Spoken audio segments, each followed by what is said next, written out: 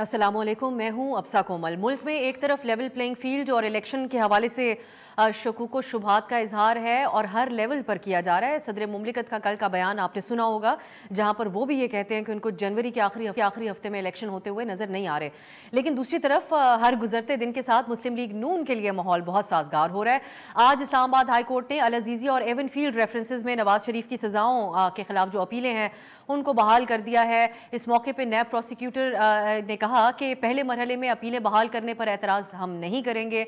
अपीलें बहाल हो गई तो शवाहिद का जायजा लेकर अदालत के सामने मौक़िफ़ इस बारे में इख्तियार किया जाएगा। एक अमूमी सा रवैया जो नैब की तरफ से सामने आ रहा है इस मामले के ऊपर। दूसरी तरफ मियां नवाज शरीफ के वकील अमजद परवेज़ का ये कहना था कि मरीम नवाज की एवन फील्ड रेफरेंस से बरियत के फैसले में अदालत ने वाज़े तौर पर कह दिया था कि नैब नवाज शरीफ का किरदार भी साबित करने में नाकाम रहा। दलाइल के बाद अदालत ने यह फैसला महफूज किया, कुछ देर बाद सुना दिया गया और अपीलें उनकी बहाल कर दी गई।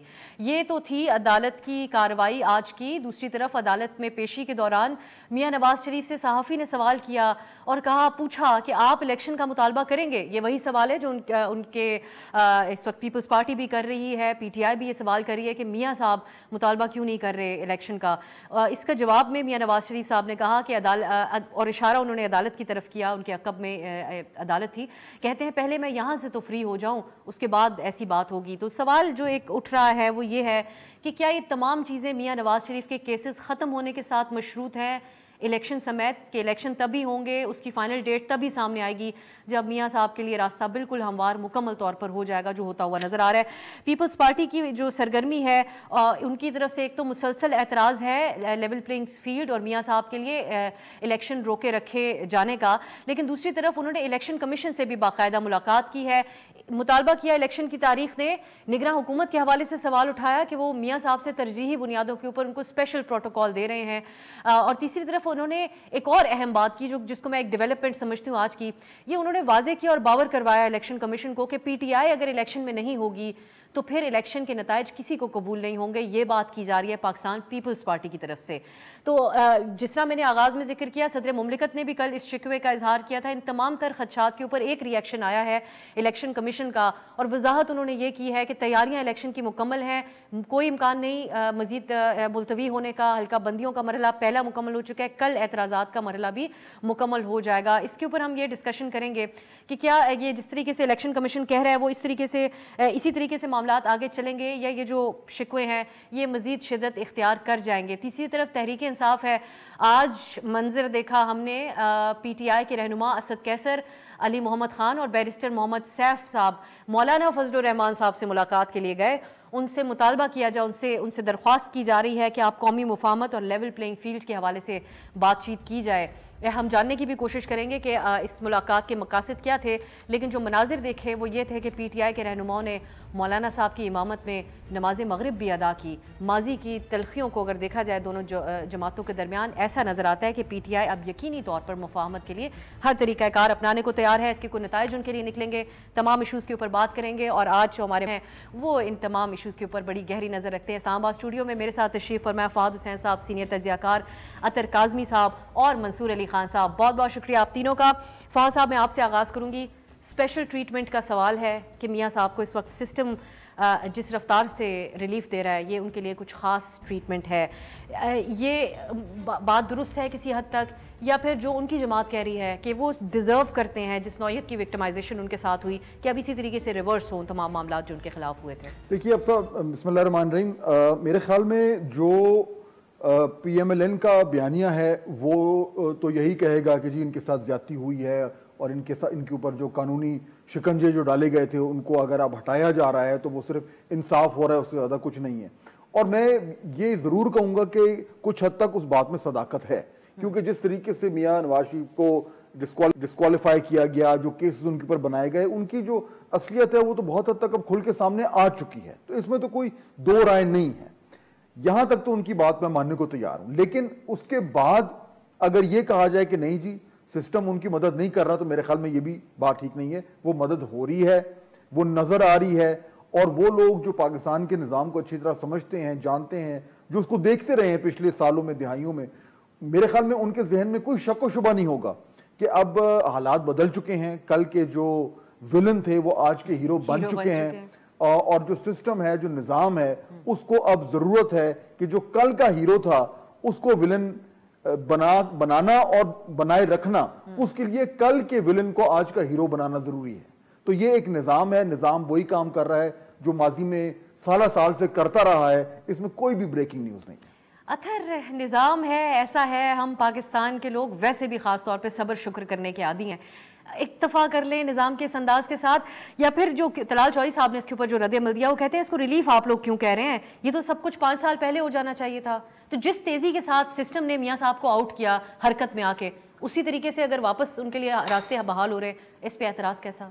देखें, अब बहुत सारी ऐसी चीज़ें जिनका खान साहब को भी इदराक हो रहा होगा कि हो सकता है कि माजी में दीगर लोगों के साथ भी ज़्यादतियाँ हुई हों, जिस तरह अब उनके ऊपर जिस किस्म के केसेस बने, तो मियाँ साहब के ऊपर भी माजी में हो सकता है बहुत सारी ऐसी चीज़ें हों जहाँ पे उनके साथ ज़्यादती हुई हो। अब मसला यहाँ पे ये है कि इस वक्त क्या उस ज़्यादती का अजाला किया जा रहा है या फिर इस वक्त कुछ और किया जा रहा है। देखें, जहाँ पे जो कोई कानूनी कोई मसला था, कोई ऐसी चीज़ थी, वो तो आप कानूनी अमल से गुजर के उसको बिल्कुल आप छोड़ दें, न्यूट्रल कर दें, तो वो अपना अमल खुद ही अंजाम तक पहुंच जाएगा। लेकिन यहाँ पे जिस तरह अभी फाद साहब ने भी जिक्र किया कि जनाब किसी को हीरो बनाया जा रहा है, किसी को विलन बनाया जा रहा है, अब इस सारे चक्कर में जो है ना डायरेक्टर के लिए बड़ा मसला बन गया है। प्रॉब्लम ये होती है कि डायरेक्टर जो है ना वो कभी भी डिस्कस नहीं होता, हमेशा डिस्कस हीरो होता है या विलन होता है। जब डायरेक्टर डिस्कस करना शुरू हो जाए तो डायरेक्टर की फिर लिमिटेशंस हो जाती हैं। तो अब मामला ये है कि आवाम की तवज्जो जो है ना हर तरफ है, हीरो पे भी है, विलन पे भी है और डायरेक्टर पे भी है। और अब इस वक्त जो है होता ये है कि डायरेक्टर जिस मर्जी को हीरो बनाए या विलन बनाए, जब आवाम फिल्म देखने जाती है तो वो बाहर निकल के फैसला करती है कि ये हीरो था, ये विलन था। कभी भी किसी फिल्म के शुरू होने से पहले नहीं कह दिया जाता हीरो से मिलिए या विलन से मिलिए, वो आवाम फैसला करती है। तो अब आप जिस मर्जी को हीरो बनाएं, जिस मर्जी को आप विलन बनाएं, जिसको आवाम समझेंगे वो उसको हीरो बना देंगे, जिसको वो विलन समझेंगे वो उसको विलन बना देंगे। लेकिन इस मुल्क में अथर आवाम जो चीज चाहती है वो बहुत कम ही हो पाता है, सिस्टम किसी और लेवल के ऊपर चल रहा होता है। तो ये इस हवाले से कैसे सादर बिल्कुल आपने बजा फरमाया। लेकिन हम टिकटॉक के दौर में जी रहे हैं। आप इमेजिन करें कि भुट्टो के दौर में टिकटॉक होती तो भुट्टो आज हमारी मेमोरीज में किस तरह जिंदा होते। 1977 आप इमेजिन कर लें टिकटॉक के दौर, बगैर टिकटॉक के भी जिंदा तो एग्जैक्टली। तो हम उस दौर से गुजर रहे हैं जहां पे तारीख बोली जा रही है, छोटी छोटी वीडियोस में बोली जा रही है, छोटी छोटी मीम्स में लिखी नहीं जा रही है, यहाँ रोज की बुनियाद पे तारीख रिकॉर्ड हो रही है। तो मेरे ख्याल में अब थोड़ा सा मुश्किल होगा इस सारे अमल। लेकिन ये जो जमहूरी फिल्म है ना, इसमें सारे हीरो हैं, अवाम ने उनको वोट देने, तो लिहाजा अवाम को फैसला करने दें कि अपना अपना हीरो खुद चुने। मैं मंसूर, ये जो डायरेक्टर का जिक्र करने की बात कर रहे हैं अथर, हमें जसार चाहिए डायरेक्टर का जिक्र करने की भी इन हालात में जो हमें नजर आ रहे हैं। दूसरा साथ ही मैं चाहूंगी पब्लिक परसेप्शन, कानूनी रिलीफ उनको मिले जो भी उनकी जमात की इसके ऊपर दलाइल हैं, लेकिन पब्लिक परसेप्शन तब्दील हो सकेगा नून लीग के बारे में? बहुत शुक्रिया अफसा साहिबा। देखिए, मेरे ख्याल में मैं इसकी एग्जांपल दो मुख्तलिफ तरीकों से आपको देता हूँ। एक तो मुझे नॉर्थ की साइड के ऊपर ना, पाकिस्तान का जो नॉर्थ है उस साइड पे जाने का बहुत शौक है। तो वहाँ पे अक्सर औकात सड़क पे लैंड स्लाइडिंग हो जाती है, और सड़क पे जब लैंड स्लाइडिंग होती है तो बड़े बड़े बोल्डर्स आके, पत्थर जो है वो आके रास्ते को बंद कर देते हैं। तो एक एक्सकेवेटर वहाँ पे आता है, बड़ी सी एक मशीन होती है क्रेन नुमा, वो आके बड़े बड़े बोल्डर्स को जो है ना वो रास्ते से हटाती है। लेकिन जब सड़क बननी हो ना, तो यही एक्सकेवेटर जो है बड़े बड़े पत्थर ला के रास्ता बंद भी कर देता है, सड़क को बंद भी कर देता है। पाकिस्तान के अंदर तमाम सियासी जमातों के लिए ज़रूरी यह है कि एक्सकेवेटर के ड्राइवर के साथ आपकी दोस्ती होनी चाहिए, ताल्लुकात होने चाहिए। वो चाहे तो एक्सकेवेटर के जरिए आपका रास्ता जो है वो बंद भी कर सकता है, वो चाहे तो रास्ता आपका खोल भी सकता है। दूसरी बात यह है कि पब्लिक परसेप्शन की आपने बात की, मैं नहीं समझता कि पब्लिक परसेप्शन में कोई फर्क पड़ेगा। मेरा ख्याल में 2018 से पहले या उसके बाद जब नवाज शरीफ साहब को एक्चुअली कन्विक्ट किया गया इन तमाम केसेस के अंदर, मुस्लिम लीग नून का जो सपोर्टर था, जो वर्कर था, वो तब भी यही समझता था कि मियाँ साहब के साथ ज्यादती हुई है। आज अगर आपने ये अपील जो है वो मंजूर हो गई है कि अपीलें अब सुनी जाएंगी, तो उससे भी कोई फर्क नहीं पड़ेगा। जो अगर मियाँ साहब क्लियर भी हो गए तो वो वैसे ही होगा। और अगर आप ये समझते हैं कि अपीलों की वजह से अगर उनको रिलीफ मिल गया तो पाकिस्तान तहरीक इंसाफ का सपोर्टर जो है वो ये कन्विंस हो जाएगा, अच्छा नवाज शरीफ साहब के साथ ज्यादती हुई थी, ओ हो अगली दफा मैंने ना नवाज शरीफ को वोट देना है। I don't think so. मेरा नहीं ख्याल कि पब्लिक परसेप्शन से कोई इस किस्म का कोई फर्क पड़ता है। हाँ, अलबत्ता यह जरूर होता है कि एक आम पाकिस्तानी का इस सिस्टम के ऊपर एतबार खत्म हो गया है। वो आज जब इस कानूनी सिस्टम को देखता है तो वो यही समझता है कि भाई यहां पे कागजात से आप जो है वो अपना केस नहीं जीतेंगे, ताल्लुकात से अपना केस जीतेंगे। यहां पे आप अपने कागजात से केस हारेंगे नहीं, ताल्लुकात से अपना केस हारेंगे। अगर आपके ताल्लुकात खराब हैं तो आप केस भी हार जाएंगे। ये वही नवाज शरीफ साहब हैं जिनके हवाले से नैब ने हमें बताया था कि जनाब इन्होंने इतनी करप्शन की है और इनको तो 1 मिनट के लिए भी आप छोड़ नहीं सकते। आज ये वही नैब है जो हमें बार बार वहां पे जज साहब पूछ रहे हैं कि जनाब आपको इनकी गिरफ्तारी मतलूब नहीं है। वो कहते हैं ना ना ना ना, ना बिल्कुल नहीं मतलूब, आप बेफिक्र रहिए, हमें बिल्कुल मतलूब नहीं है, कोई मसला ही नहीं है। तो ये एक ट्रेलर था आगे चलने वाली अपील का, आप आगे चल के देखिएगा, ये भी क्लियर हो जाएगा। और फिर दूसरी बात ये कि आज जब परवेज इलाही को 15 दफा गिरफ्तार करके रिहा किया जाता है, फिर गिरफ्तार किया जाता है, तो आज से चंद सालों के बाद या महीनों के बाद जब मामला कुछ और तरफ होंगे तो हमें बता दिया जाएगा नहीं नहीं परवेज इलाही साहब तो बिल्कुल क्लियर हैं, इन 15 के 15 केसेस में कोई इशू ही नहीं था, ही इज ऑल क्लियर। तो एक आम आदमी का इस पूरे निजाम के ऊपर से एतबार हटता जा रहा है कि यहां पे जो केसेस होते हैं वो फेसेस को देख के हो रहे हैं, फाइलों को देख के नहीं हो रहे। मैं इसमें कुछ मजीद ऐड करने की तो जरूरत नहीं, लेकिन मैं फिर भी फाज साहब चाहूंगी, जो अब हमारे एक मेहमान ने ड्राइवर का नाम दिया, एक ने डायरेक्टर का नाम दिया, जिनको इसी इस्तिलाहन ही आगे बात कर लेते हैं, बढ़ा लेते हैं। लेकिन अब 2018 की गलती रिपीट होने की बात यहाँ पर एक बहस चल पड़ी है। फॉल आउट भी तो तारीखी होता है पाकिस्तान की तारीख में पॉपुलर लीडर्स का, उसके बाद तो मियाँ साहब को इस चीज़ का इदराक होगा, वो इतने सीनियर पॉलिटिशियन है, अंदाजा तो होगा उनको। देखिए, अगर किसी को होगा तो उनको होगा। वो न सिर्फ पाकिस्तान में बल्कि इस पूरे खत्ते में मेरे ख्याल में सीनियर तरीन सियासतदान हैं जो पहली बार जब वज़ीर आज़म बने थे तो उस बात को भी अब 3 दिहाइयाँ गुजर गई हैं। तो इस सिस्टम को, इस निज़ाम को जितना बेहतर वो जानते हैं, कोई भी नहीं जानता, इसमें तो कोई शक नहीं है। अच्छा, अब उसके बावजूद अगर वो सबको जानते हैं तो उसके बावजूद ये जो कुछ अब हो रहा है, जिस तरीके से ये एक किस्मत का जो एक पूरा पहिया ये घूम रहा है और एक बार फिर उनको ऊपर लेके आ रहा है, तो यानी आम आदमी तो यही समझेगा कि मियाँ साहब ये सोच समझ कर वो कर रहे हैं जो अब कर रहे हैं। लेकिन ना उनके ऊपर अब जो उनको तो ये कहा जा रहा है कि अब वो नूरे नजर हैं और जो एंटी एस्टैब्लिशमेंट थे अब वो एस्टैब्लिशमेंट की आंख का तारा है। और अगर आप एस्टैब्लिशमेंट की आंख का तारा हैं तो फिर जो आपका वोटर है वो आपको उस तरीके से तो कंधों पे नहीं उठाता। इमरान खान साहब जो हैं उन्होंने अच्छे भले प्रो एस्टैब्लिशमेंट से जब दूसरी तरफ अपना पलटा यू टर्न लिया, बड़ा mother of all U turn जब लिया, तो उनको उस तरीके से तो पजीराई मिली। लेकिन हैविंग सेड दैट, मेरे ख्याल में देखें, अभी जो मंसूर ने बात की है मैं उससे इत्तेफाक करूंगा कि ये तमाम तर यू टर्न आप लेते रहें, प्रो से एंटी, एंटी से प्रो होते रहें।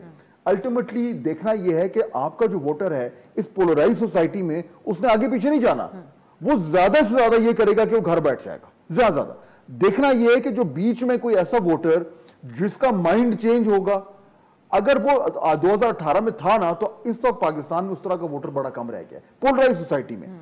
असल इशू ये है कि निजाम किसकी तरफ है और जो कोर आपका वोटर है उसकी तादाद इतनी है कि वो अगर फुली भी मोबिलाइज हो जाए तो वो आपको इक्तदार के ऐवानों में ला सकता है। ये वो बड़े सवाल।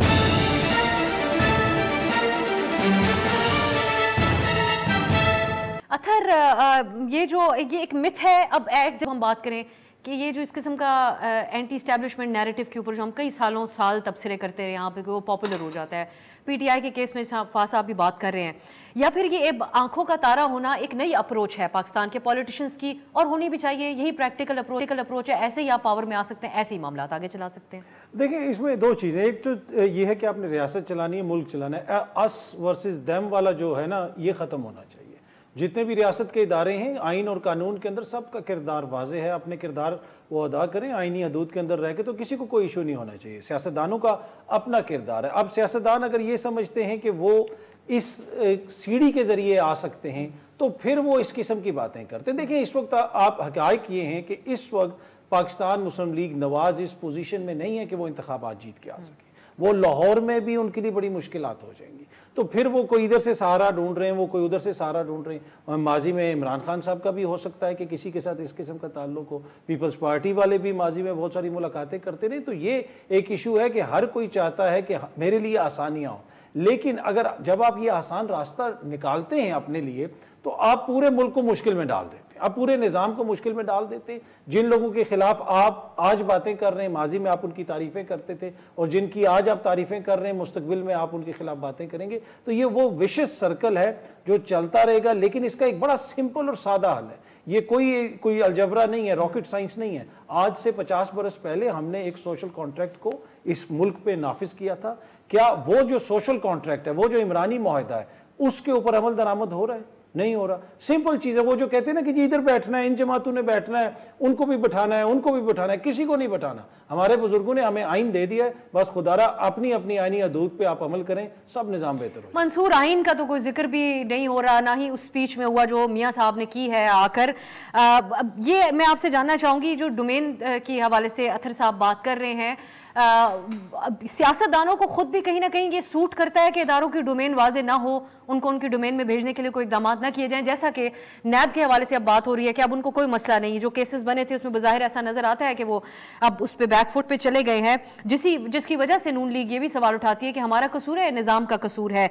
लेकिन ख्वाजा आसिफ साहब ने आज नैब के बारे में भी कहा कि अब हमें फाइनली सोचना होगा कि नैब को बंद ही क्यों ना कर दिया जाए, लेकिन नहीं कोई करता ख़त्म। नैब को हमेशा इस्तेमाल करते हैं मुखालिफिन के खिलाफ। सूट करता है ये सब कुछ सियासतदानों को?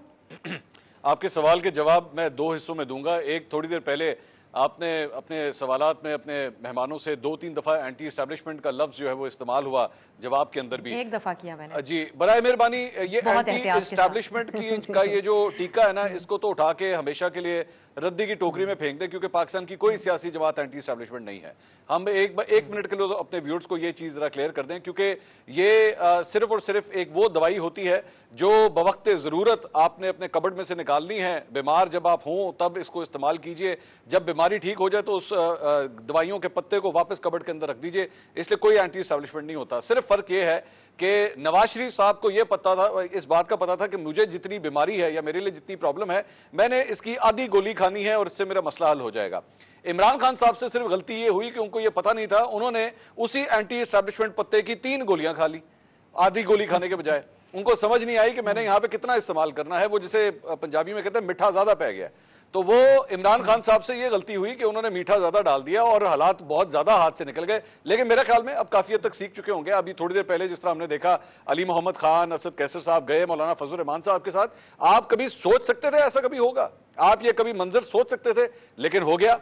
आज उन्हीं मौलाना फजल रहमान साहब के बारे में क्या क्या अल्फाज इस्तेमाल किया करते थे इमरान खान साहब। आज पाकिस्तान तहरीक इंसाफ के 2 सीनियर रहनुमा उनके दर के ऊपर पहुंचे हुए। आज पाकिस्तान तहरीक इंसाफ हर जमात से बात करने के लिए तैयार है। वो कहते हैं सबके लिए दरवाजे खुले हैं, लेकिन दूसरी जमातें उनके लिए दरवाजा नहीं खोल रही। और दूसरी बात यह कि आइन और कानून का बराए मेहरबानी इन तमाम जमातों से किसी किस्म का कोई ताल्लुक नहीं है। आइन और कानून सिर्फ तब तक जो है वो हम इस्तेमाल करेंगे जब तक हमारी फेवर में हो। मुस्लिम लीग नून और इस पीडीएम की गवर्नमेंट ने जाते जाते जो कवानीन मंजूर किए हैं, चाहे वो पीका का हो या दीगर कवानीन हो, ये तारीख में लिखा जाएगा कि कितने सख्त किस्म के, मतलब सिविलियन डिक्टेटरशिप से कम का लफ्ज शायद इसके लिए इस्तेमाल नहीं किया जा सकता, जिस किस्म के कवानीन वो इस्तेमाल कर चुके हैं, बना के चले गए हैं। सो इसलिए आइन कानून की बराए मेहरबानी रहने दीजिए। अपने जाती मफादात, अपनी पॉलिटिक्स, अपने सर्वाइवल, सिर्फ उसकी गेम है और ये सब करेंगे। ये कल को अगर इमरान खान साहब आएंगे वो भी करेंगे। अभी आप नून लीग की गवर्नमेंट आने दीजिए, आप देखिएगा। आप मुझे बताइए पिछले 1.5 साल में पाकिस्तान की सहाफत के साथ जो कुछ हुआ, एंकरों के साथ जो कुछ हुआ, जर्नलिस्ट के साथ जो कुछ हुआ, ये वही नून लीग थी जो पीटीआई के दौर के अंदर हमें कहती थी कि जनाब मीडिया की आजादी, फ्रीडम ऑफ स्पीच, ये सब कुछ होना चाहिए। 1.5 साल के अंदर जो मिसाल ये कायम करके गए हैं, हमें तो ज़ियाउल हक का दौर याद आ गया जो कुछ इन्होंने किया। और आजकल भी जिस किस्म के खदशात का इजहार किया जा रहा है हमारी जो सहाफती बरादरी है उसकी तरफ से, जी देखिए मेरे ख्याल में ये जो इस वक्त ऑन द ग्राउंड सिचुएशन है ना, एक जो अभी अथर बात कर रहे हैं कि क्या होना चाहिए आइन के मुताबिक, इसमें तो कोई दो राय नहीं, होना चाहिए, बिल्कुल होना चाहिए। लेकिन एक वो चीज़ है जो है, और जो है वो ये है कि इस वक्त तमाम सियासी जमातों को यह अंदाजा हो गया है कि उन्होंने पूरा जोर लगा के एंटी एस्टैब्लिशमेंट बयानिया बनाने की कोशिश की अपने मकासद के लिए। उसका जो उसकी वजह से जो वो भुगते हैं, अब फॉर द एटलीस्ट फॉरसीबल फ्यूचर वो कहानी हो गई है खत्म। अब सबको पता है कि आइन की बात करना जो है वो एक सामने एक पब्लिक के लिए है, लेकिन असल में उन्होंने अगर इक़्तिदार में आना है तो रूट एक ही है, उसके अलावा कोई रूट नहीं। मैं एक ब्रेक की तरफ जाती हूँ। अब जो पीपल्स पार्टी बात कर रही है वो आइन की बात कर रही है, इलेक्शन की बात कर रही है, किस हद तक संजीदा हैं वो अपने डिमांड्स के साथ, या सियासी या ऑप्टिक्स के एतबार से ये तमाम बातें की जा रही हैं? एक ब्रेक के बाद डिस्कस करेंगे।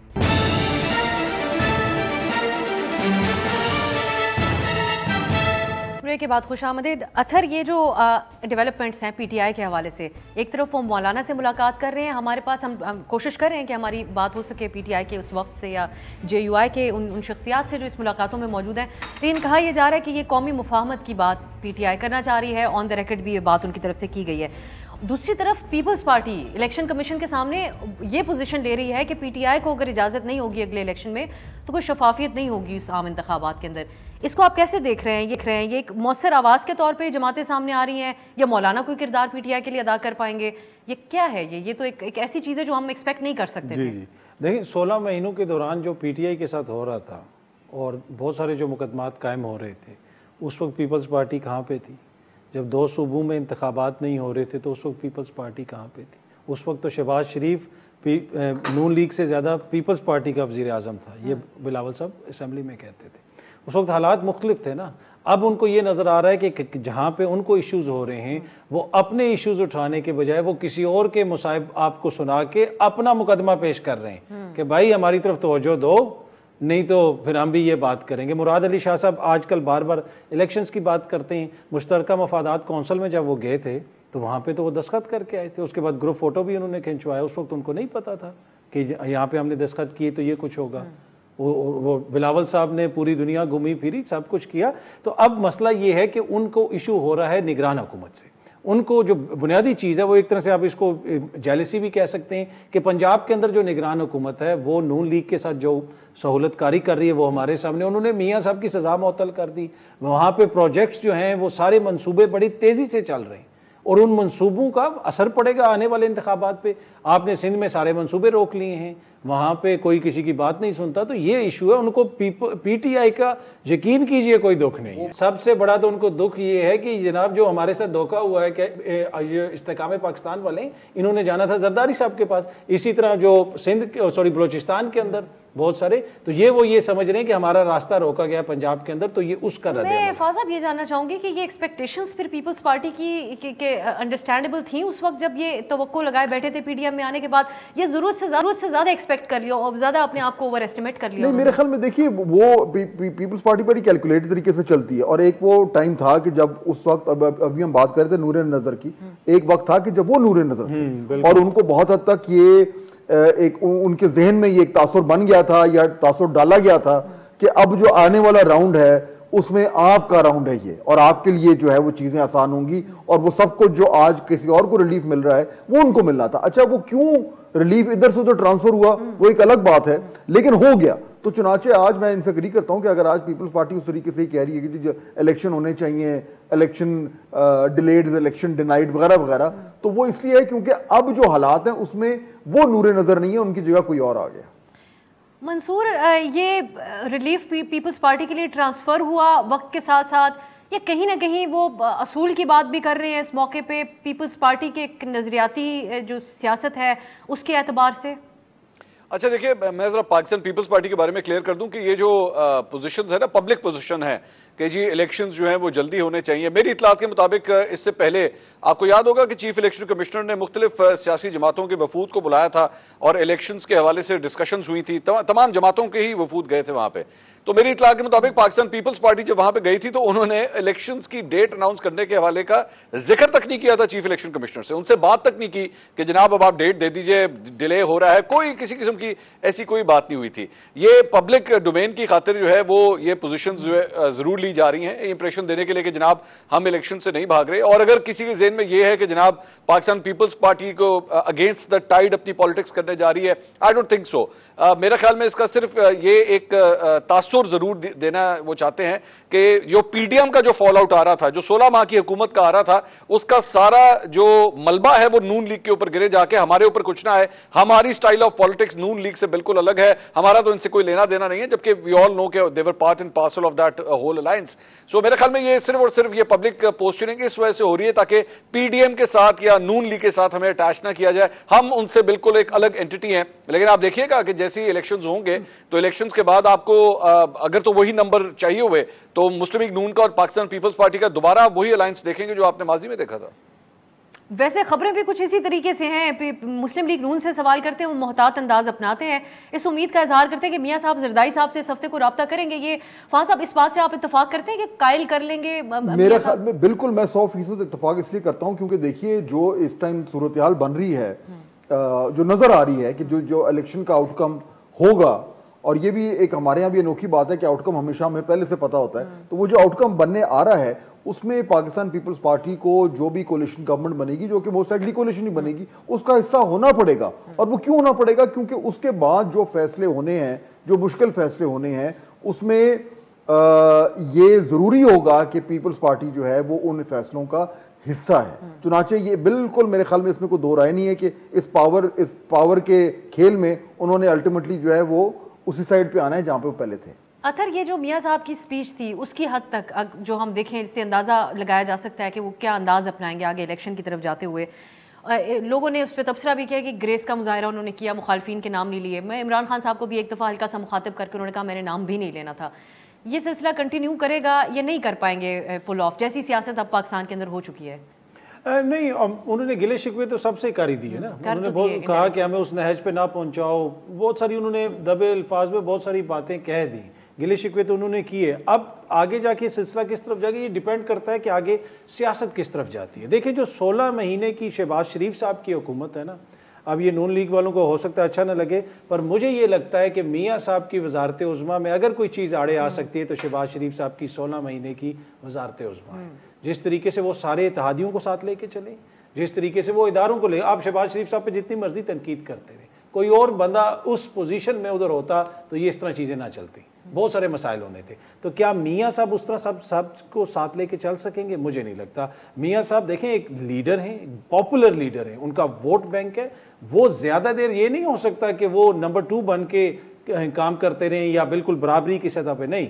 जब वो इक़्तिदार में आएंगे कुछ अरसा तो ये निज़ाम चल सकता है, उसके बाद मियाँ साहब जो है वो खुद फैसले लेंगे जो उनका हक है। चाहे मियाँ साहब हो, खान साहब हो, जरदारी साहब हो, जो इलेक्टेड होता है वो उसका हक होता है। ये नहीं हो सकता कि कोई और जमात उनको डिक्टेट करे, वो PMLN वाले या कोई और जमात करे, तो जो लीडर इलेक्टेड होता है उसी का। फिर ये भी कहा जाएगा ना कि कायद जो है वो वज़ीर आज़म से ऊपर होता है। हाँ, ये भी कहने को तो कुछ भी कहा जा सकता है मंसूर साहब। बिल्कुल मंसूर, ये जो आंखों का तारा का ताज है, ये लेकर चलना इतना आसान काम नहीं है, लेकिन शहबाज शरीफ साहब बहुत तरीक़ाकार के साथ इसको साल से लेकर चल रहे हैं और नहीं कोई छीन सका उनसे। लगता था कि इमरान खान साहब शायद छीन लेंगे, लेकिन जो हुआ फिर हमारे सामने ही है। सो इसके ऊपर आप तबसरा कीजिएगा कि ये मियाँ साहब के लिए कर पाएंगे वो ये। और साथ में चाह रही थी खुसूसी तौर पर आप केयर टेकर हुकूमत के ऊपर तबसरा करें। केयर टेकर जो वजीर आला है पंजाब के, उनके जो रोल है, जहां एक कन्वेंशन भी PTI को नहीं करने दिया जा रहा और वो खुद आकर बयान देते हैं क्रिमिनल्स को हम ये एक्टिविटी नहीं करने देंगे। और जो विफाक के अंदर प्राइम मिनिस्टर बैठे हुए हैं केयर टेकर, उनसे सवाल अगर होता है लेवल प्लेइंग फील्ड के हवाले से या क्या रोल होगा, जवाब वो देते हैं आपको 2018 का वक्त याद है, जनूबी पंजाब महाज बना था। सो ये इनके रोल को आप कैसे देख रहे हैं? देखिए, मैं सबसे पहले तो मियाँ साहब, बड़े मियाँ साहब और छोटे मियाँ साहब, अब मैं जितना को इन लोगों को जानता हूं, मैं ये नहीं क्लेम कर सकता कि मैं बहुत ज़्यादा जानता हूं। मेरे ख्याल में फाद साहब मुझसे ज़्यादा सीनियर हैं और वो मुझसे ज़्यादा नॉलेज रखते हैं मियाँ बरादरान के आपस के ताल्लुकात के हवाले से।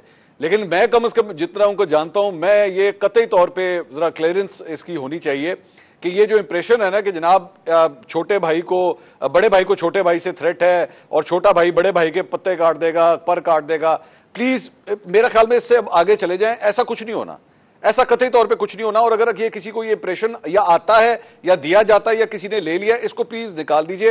ये दोनों मिलके खेलते हैं, ये खेलते हैं या आपस में अलायंस है या दे वेरी क्लोज, ये इसको ज़ेननशीन कर लीजिए। क्योंकि पिछले 6 साल से 7 साल हो चुके हैं, हम लोग यही सुनते आ रहे हैं, नून में से शीन निकलेगी, नून में से शीन निकलेगी, शहबाज शरीफ अलग हो जाएंगे, शहबाज शरीफ अपनी स्टाइल ऑफ पॉलिटिक्स करेंगे। कतई तौर पे ऐसा कुछ नहीं है।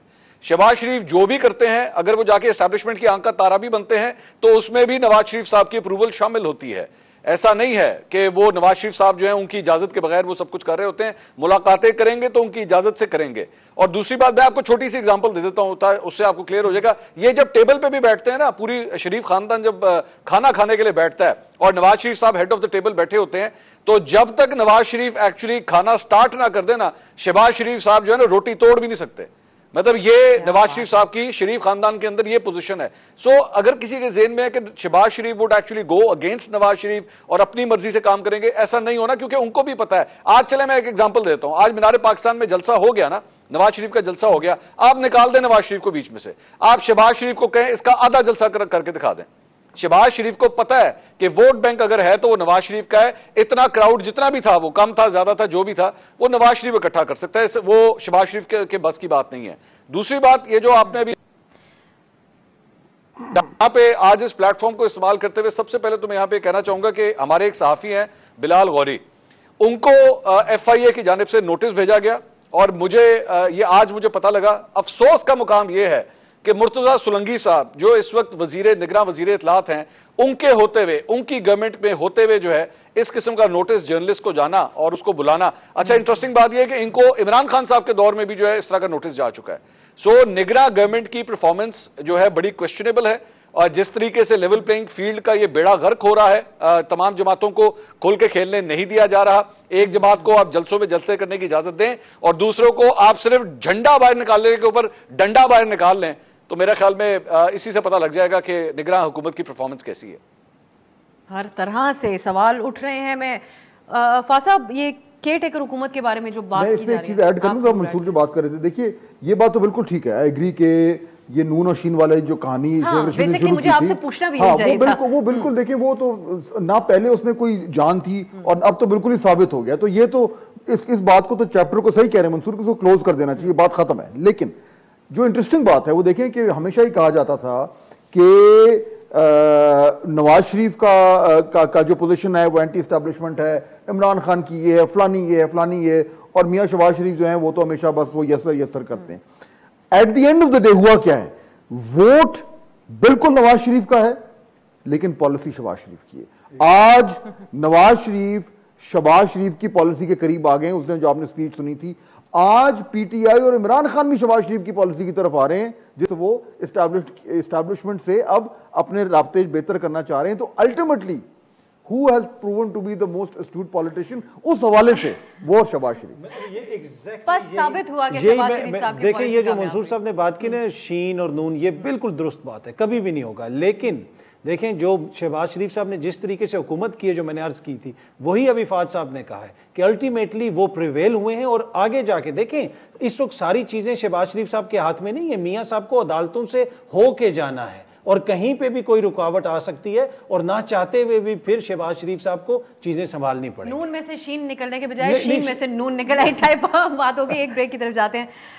मंसूर, आपके कीमती वक्त का बहुत बहुत शुक्रिया। एक ब्रेक की तरफ जाते हैं, वापस आएंगे तो अपने मेहमानों के साथ इस गुफ्तगू को कंटिन्यू करेंगे कि अब अगर इसी तरीके से, बल्कि मैं बिलखुसूस चाहूँगी PTI के हवाले से जो कल एक बड़ा इल्ज़ाम लगाया गया खैबर पख्तूनख्वा हुकूमत के एतबार से, और साइफर केस में भी एक अपडेट है कि उनका ट्रायल रोकने की जो PTI चेयरमैन की दरख्वास्त थी उसको आज मुस्तरद किया गया। इसके ऊपर बात करते हैं एक ब्रेक के बाद।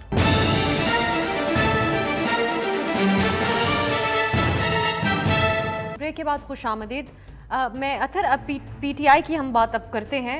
एक तरफ इलेक्शन के हवाले से जो तमाम बहस या पीपल्स पार्टी का हमने जिक्र किया, वो भी PTI के लिए अब लेवल प्लेइंग फील्ड मांग रहे हैं, लेकिन PTI को हिस्सा लेने दिया भी जाए अगर इलेक्शन के अंदर, क्या वो इस पोजीशन के अंदर होंगे? क्योंकि उनके कई लोग IPP के अंदर चले गए। अंदलीब साहिबा की प्रेस कॉन्फ्रेंस आपने देखी होगी, फ़रूख हबीब IPP के साथ शामिल हो गए। उसके अलावा साइफर केस की जो है वो बड़ी तेज़ी से ट्रायल चल रहा है, आज उनकी दरख्वास्त इस्लामाबाद हाई कोर्ट ने मुस्तरद किया। इस पोजीशन में भी होगी पाकिस्तान तहरीक इंसाफ के इलेक्शन में हिस्सा ले सके? देखिए, बहुत सारी मुश्किलात हैं, जिस तरह आपने भी जिक्र किया, खान साहब खुद अंदर हैं, बहुत सारे लोग उनके रूप पोश हैं, लेकिन अगर उनको इलेक्शन लड़ने की इजाज़त हुई ना, इस वक्त उनको कैंपेन वगैरह नहीं करनी है, उस वक्त सिर्फ उनको बैलेट पेपर पे होना है, बल्ला होना है। बैट्समैन अगर कहीं पे थोड़ा बहुत मिसिंग भी हो तो वो बल्ला परफॉर्म कर सकता है जिस तरह के हालात हैं, अनलेस कि कोई बहुत ही बड़ी कोई ऐसी चीज़ हो जाए कि जहाँ पे बिल्कुल उनको ना खेलने दिया जाए। अब इशू ये है कि क्या PTI को फेयरली ट्रीट किया जा रहा है इन सारे चीज़ों में। आपने पहले स्टोरी का जिक्र भी किया, वो कल जो सोशल मीडिया के हवाले से चलती रही कि खैबर पख्तूनख्वा की हुकूमत ने उसमें बड़े फंड्स इस्तेमाल किए और एक बयानिया बनाएगा सोशल मीडिया के ऊपर। अब खैबर पख्तूनख्वा में फ़ंड्स का इंचार्ज तो महमूद खान था, महमूद खान साहब तो खुले फिर रहे हैं। अब कुछ दिन पीछे आप चले जाएं तो फ़रख हबीब साहब के ऊपर ऐसी ऐसी खौफनाक FIR थी कि डर लगता था कि फ़रख हबीब पता नहीं इतना खतरनाक आदमी है। अंदलीब उन वीडियोस में नजर आई थी जिसमें खदीजा शाह साहिबा की गाड़ी के जो है ना वो आगे, खदीजा शाह को भी एक इस्तेहकाम पाकिस्तान के साथ एक प्रेस कॉन्फ्रेंस की, या कम से कम उनके साथ जो है वो, जी आई डोंट नो, वो तो देखे ना जो भी अदालतें फैसला कर रही हैं आइन और कानून के मुताबिक ही करेंगी। पर मसला ये है कि ये जो भी बंदा प्रेस कॉन्फ्रेंस करता है, इंटरव्यू देता है, फिर वो लगता है ऐसे है कि वो जो ही डिनाउंस करता है अपनी पार्टी को, उसके लिए आसानियां पैदा हो जाती हैं। अब ये वो सारी चीज़ें जिनके ऊपर सवालात खड़े होते हैं, पर अब देखें हर इंसान की लिमिटेड इन्फॉर्मेशन होती है, हो सकता है कि हमें ना पता हो जो चीज़ें हो रही हैं कुछ। लेकिन आपका कहने का मकसद सॉरी अथर ये है कि वो कैंपेन ना भी कर सकें, बैलेट पेपर के ऊपर अगर उनका निशान होगा तो उनके लिए फिर भी कैंपेन ये कर रहे हैं ना, इधर औरत छुटती है आप उसको दोबारा गिरफ्तार कर लेते हैं, इधर बंदा छुटता है उसको दोबारा आप गिरफ्तार कर लेते हैं, इधर जो है बंदा आता है टीवी पे बैठ के कहता है ये बहुत बुरे हैं, और कुछ दिन पहले वो क्या कह रहा था। तो ये सारी आप कैंपेन उनकी खुद कर रहे हैं ना, कि किसी और को तो क्रिकेट में तो हमारी कारकर्दगी जा रही है, तो बाबर आजम की भी प्रेस कॉन्फ्रेंस करने का टाइम आ रहा है उसका, जो हालात जा रहे हैं। हाँ, वो इधर वैसे डॉन पे बुला लेंगे, अफसा से बुला लेंगे। अरे उस किस्म का इंटरव्यू मैंने हमसे नहीं क्रिकेट के ऊपर भी मैंने कहा मेरे ख्याल से ज्यादा मुनासिब होगा वो आईपीपी के दफ्तर से ही जो है ना वो बरामद हो जाए। लेकिन मैं फाज साहब आपसे ये पूछना चाह रही हूँ, सरकारी वसाइल पाकिस्तान के हम अपने बचपन से सुनते आ रहे हैं कि इस्तेमाल किए जाते हैं आवाम के ऊपर नहीं, लेकिन हर मुख्तलिफ अंदाज में। यहाँ पर इल्ज़ाम लग रहा है कि पीटीआई ने सरकारी वसाइल इस्तेमाल किए। एक महमूद खान साहब वाली बात तो अथर साहब ने कही है, लेकिन मैं ये जानना चाह रही हूँ कि पाकिस्तान तहरीक इंसाफ की PR कैंपेन 2014 से स्टार्ट हो चुकी थी और उसमें भी सरकारी वसाइल इस्तेमाल हो रहे थे, रियासती वसाइल इस्तेमाल हो रहे थे, तो फिर सबका हिसाब होना चाहिए या सिर्फ ये 87 करोड़ रुपीस जिनकी कल खबर ब्रेक हुई? इसको वेल लेफ्ट कर सकता हूँ, कोशिश करें आप मैनेज कर लें। जी करेंगे बिल्कुल। नहीं, अगर ऑप्शन है वेल लेफ्ट करने का तो कर देता हूँ। शहबाज साहब की पॉलिसी पे चलना चाहिए। क्वेश्चन हुए, इसका हिसाब करेंगे उसका करेंगे, उन्होंने वेल लेफ्ट कर। देखिए मेरे ख्याल में आपका बड़ा अच्छा सवाल है, बहुत अच्छा सवाल है, और इसका जवाब इंशाल्लाह अगले प्रोग्राम। हाँ, अगले प्रोग्राम में। ये आपने शहबाज साहब वाली पॉलिसी अपनाई है यहाँ पे। लेकिन मैं आखिर में आप दोनों बल्कि इस पे कमेंट कीजिएगा, बल्कि मैं फाज साहब केयर टेकर हुकूमत की बात हो रही थी, केयर टेकर प्राइम मिनिस्टर ने मीडिया के साथ बहुत सी बैठकें रखी हैं, वो कम्युनिकेट बातचीत वो कर रहे हैं, लेकिन सवालों का जवाब वो नहीं दे रहे हैं, वो हवाले दे रहे हैं 2018 के। ऐसा लगता है कि वो नून लीग के बिहाफ के ऊपर बात कर रहे हैं। तो किसी भी तौर पे काबिल कबूल है ये केयर टेकर सेटअप? देखिए मेरे ख्याल में केयर टेकर सेटअप या तो एज अ प्रिंसिपल हम कहें कि जी हमें होना ही नहीं चाहिए, जिस तरह चीफ जस्टिस साहब ने भी उस दिन सवाल किया, तो चले वो तो एक अलग बात है। लेकिन अगर हम ये मवाजना कर रहे हैं कि क्या ये वाली केयर टेकर गवर्नमेंट जो है वो दीगर पहले वालों से बेहतर है, कम है, मेरे ख्याल में केयर टेकर गवर्नमेंट का एक सर्टेन नेचर होता है, वो उसी तरीके का होता है, वो उस वक्त की पैदावार होती है, और वो अगर आप माजी में भी चली जाएं तो ऐसी थी। तो मेरे ख्याल में देखें वो जिस काम के लिए आए हैं वो कर रहे हैं। इलेक्शन अगर अनाउंस हो जाएगा तो बात खत्म हो जाएगी, वील मूव ऑन। ये आप इस बात से इत्तेफाक कर रहे हैं अथर, या फिर आपको लग रहा है कि जो हालात वाकयात उसको देखते हुए अपने रोल से एक्सीड कर रही है? नहीं, आप देख लें जिस तरीके से वो दुनिया घूम फिर रहे हैं, वो न्यूयॉर्क गए, पेरिस गए, लंदन गए, वहाँ से सऊदी अरब गए, ये क्या पूरी इतने वो केयरिंग हैं कि वो पूरी दुनिया के जो है वो केयर के चक्कर में पड़ गए। फिर उसके बाद आप इनके बयानात वगैरह देख लें, कुछ ऐसी चीज़ें हैं जिनसे लगता ऐसे है कि केयर टेकर का जो प्राइमरी जो उनका काम है ना, जो आए थे वो यहाँ पे कि उन्होंने करने थे, इलेक्शंस करवाने हैं उन्होंने, उसके ऊपर वो बात नहीं करते। वो सारे मोअज़्ज़िज़ वज़रा इंतहाई काबिल एहतराम शख्सियात हैं सारी, वो ऐसे लाइन बना के बैठते हैं और पता चलता है कि दुनिया के, पाकिस्तान के नहीं दुनिया के मसाइल ये करेंगे, और फिर सोलंकी साहब बताते हैं अब ये इस अमेरिका का मसाइल हल करेंगे, ये जापान के करेंगे। ये आपका काम नहीं है। अवाम का मैंडेट जिनके पास होता है उन्होंने अवाम के मसाइल हल करने हैं, आपका ये मैंडेट नहीं है। आपका जो मैंडेट है आप उसके तहत रह के काम करेंगे तो फिर आपके ऊपर क्रिटिसिज्म नहीं होगा। Although I would just add कि मेरे ख्याल में जब तक वो केयर टेकर प्राइम मिनिस्टर हैं तो उनको पाकिस्तान के बारे में बात करनी चाहिए, उनको पाकिस्तान की नुमाइंदगी करनी चाहिए, उनको पाकिस्तान की पॉलिसीज जो है उनकी तर्जुमानी करनी चाहिए। ये आई थिंक उनके जॉब में आते हैं, और अगर वो बाहर जा रहे हैं और इंटरव्यूज दे रहे हैं तो मेरे ख्याल में एज लॉन्ग एज वो पाकिस्तान की प्रोजेक्शन कर रहे हैं तो उसमें कोई बुराई नहीं। अब आखिर में एक चीज़ फाज साहब आप कहते जाइए, क्योंकि जो प्रेडिक्शंस होती हैं उनको हम संभाल के रखते हैं, बाद में भी उसको इस्तेमाल किया जाता है। तो अब जो केयर टेकर अपना रोल इस्तेमाल करते हुए, इलेक्शन कमीशन अपना रोल प्ले करते हुए, जनवरी के आखिरी हफ्ते में इलेक्शंस आपको अभी तक होते हुए नजर? देखिए मुझे अभी तक तो जो देखने को आ रहा है, सुनने को आ रहा है, मुझे तो लग रहा है कि इलेक्शन हो जाएंगे और होने भी चाहिए, क्योंकि उसके अलावा फिर चारा कोई नहीं। अथर आप इस पे कुछ कहेंगे? देखिए मुझे नहीं पता कि अभी क्या कहा, तो यही जा रहा है कि इलेक्शंस हो जाएंगे, लेकिन जो इलेक्शन के सिनेरियो है ना वो मुझे जो है ना वो काफ़ी गड़बड़ नज़र आ रही है वहाँ पे। देखें इस वक्त आपको पता है बहुत सारी चीज़ें दबी हुई हैं। जब आपके पास एक उम्मीद होती है ना, अभी बहुत सारे लोग आवाम अपनी वोट की पर्चियां बना के ना जेबों में रखी हुई उन्होंने, और वो कह रहे हैं हम इलेक्शंस में डालेंगे। अगर वो आखिरी जो चीज़ है वो भी उनके हाथ से निकल गई, उसके बाद फिर चीज़ें किस तरफ जाएंगी वो एक नई चीज़ होगी। इसलिए कि इस इलेक्शन के नतीजे में एज ए रियासत, एज ए स्टेट हमने स्टेबिलिटी अचीव करनी है ताकि हम अपने मुल्क को आगे लेके जाएं। Would that be possible? ये फिर अगले प्रोग्राम को मवाद आ गया इसके इलेक्शन ऊपर के हम बाद क्या होगा। यकीनन बहुत शुक्रिया आपका फारूक हुसैन साहब, अतर काज़मी साहब। इस प्रोग्राम में मंसूर अली खान साहब भी शामिल रहे। नाज़रीन, गुफ्तगू आपने सुनी है।